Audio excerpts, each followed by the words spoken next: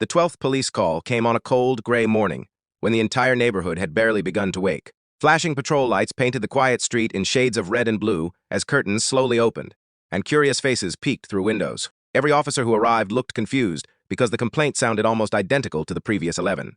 A suspicious man, strange activity, a possible threat, yet every single visit ended the same way, with nothing but an exhausted single father trying to raise his little daughter in peace. What no one on that street knew was that within a few hours, the man everyone suspected would walk into police headquarters as the city's newly appointed police chief. The woman who had spent months calling the police on him was about to discover that assumptions can destroy trust far faster than truth ever can. Before we continue, if you believe kindness is stronger than judgment and that everyone deserves a second chance, please like this video, leave a comment, share it with someone you care about, and subscribe to Kindness Corner. Your support helps us continue sharing stories that remind the world compassion still exists. Marcus Hill had moved into the neighborhood only 4 months earlier after accepting a confidential leadership position with the city's police department. The announcement of the new chief had intentionally been delayed because the department wanted the transition to happen quietly. Until then, Marcus lived like any ordinary citizen. His life revolved around raising his 8-year-old daughter, Ava, after losing his wife to cancer 3 years earlier. Every morning he packed school lunches, braided Ava's hair the best he could after watching dozens of online tutorials, and drove her to school before heading to meetings under the excuse of consulting work. Every evening he cooked dinner, helped with homework, watered the flowers his late wife had planted, and tried to give his daughter the stable childhood she deserved, despite carrying grief that never truly disappeared. Across the street lived Eleanor Brooks, a retired accountant who believed keeping the neighborhood safe was almost entirely her responsibility. She noticed everything. She memorized license plates, watched delivery drivers from behind her curtains, and questioned anyone she did not recognize. At first, she convinced herself she was simply protecting her community, but slowly that concern transformed into constant suspicion. Marcus's late-night arrivals after confidential meetings, unfamiliar police vehicles stopping by without explanation, visitors in plain clothes, and occasional training equipment stored in his garage all became pieces of a story Eleanor created inside her own mind.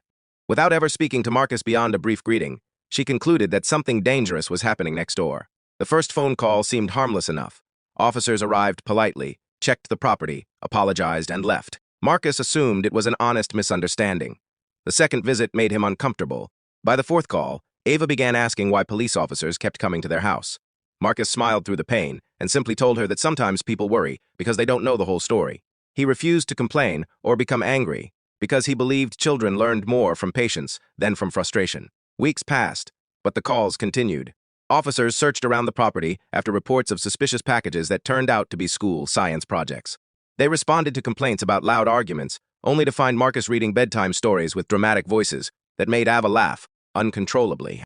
Another report claimed dangerous tools were hidden inside the garage, but the officers found nothing more threatening than woodworking equipment. Marcus used to build birdhouses with his daughter every Saturday morning. Many of the responding officers quietly admired how calmly Marcus handled each interruption. None of them knew they were repeatedly visiting the home of the man who would soon become their leader. Each unnecessary visit left invisible scars on Ava. She began asking whether they should move again. She wondered if people disliked them. She stopped inviting classmates over because she worried police cars would appear in front of the house and embarrass her. Marcus comforted her every night, reminding her that other people's assumptions should never decide who they became.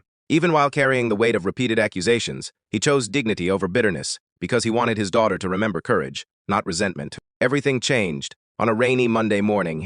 Police headquarters filled with officers, standing proudly in dress uniforms as city officials gathered for a formal announcement.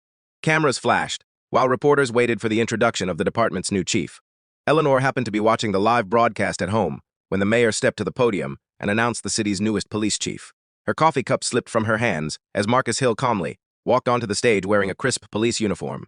The face she had watched from behind her curtains for months was suddenly displayed across every television screen in the city. Her heart sank as memories of every unnecessary phone call came rushing back. The neighborhood reacted with complete disbelief. People who had barely spoken to Marcus suddenly remembered his kindness. They recalled how he shoveled snow from elderly neighbors' driveways before sunrise, fixed broken fences without asking for payment, and quietly left groceries on the porch of a family struggling financially. The more people reflected on his actions, the more ashamed they felt for never truly getting to know him. Eleanor could barely sleep that night. For the first time, she questioned not Marcus's behavior, but her own. She replayed every assumption she had made and realized she had never once knocked on his door simply to introduce herself. Fear had replaced curiosity, and suspicion had replaced simple human connection. The realization hurt far more than any embarrassment she felt over the public announcement. Several days later, she gathered enough courage to walk across the street. Her hands trembled as she stood before Marcus's front door, holding a small homemade pie that suddenly felt insignificant. When Marcus opened the door, Ava stood beside him, smiling politely. Eleanor expected anger, accusations, or cold silence. Instead, Marcus welcomed her inside with quiet kindness that made her guilt even heavier. She admitted every mistake she had made. She confessed that fear had clouded her judgment, and that she had forgotten every neighbor deserved a conversation before a conclusion. Marcus listened, patiently without interrupting. He explained that wearing a badge had taught him one lesson above all others. People often acted from fear rather than hatred, and healing only became possible when someone chose understanding instead of revenge. Forgiveness, he said, did not erase the past, but it allowed everyone to build a better future. That conversation became the beginning of something unexpected. Eleanor volunteered at neighborhood events, organized by the police department. She helped create community gatherings where officers and residents could meet without emergencies, bringing them together. Marcus encouraged programs that focused on trust instead of suspicion, believing safer neighborhoods were built through relationships rather than fear.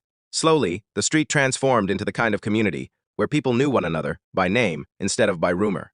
Ava eventually found herself surrounded by neighbors who attended her school performances, celebrated her birthdays, and treated her like family. Eleanor became one of the loudest voices cheering from the audience every time Ava accomplished something new. The pain caused by those 12 unnecessary police calls never completely disappeared, but it became part of a much larger story about forgiveness, humility, and growth. If this story touched your heart, please take a moment to like this video, share it with someone who needs this reminder, leave your thoughts in the comments, and subscribe to Kindness Corner. Every act of support helps us spread more stories of hope and compassion around the world.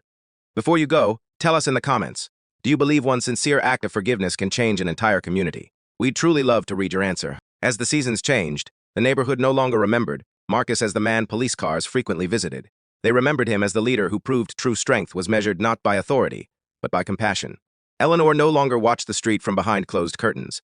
Instead, she greeted every new family with a warm smile and an open heart, knowing firsthand how dangerous assumptions could become. And every evening, as Marcus and Ava walked hand in hand beneath the setting sun, they carried with them the quiet truth that kindness will always outlast suspicion, and forgiveness has the remarkable power to transform not only one person, but an entire community.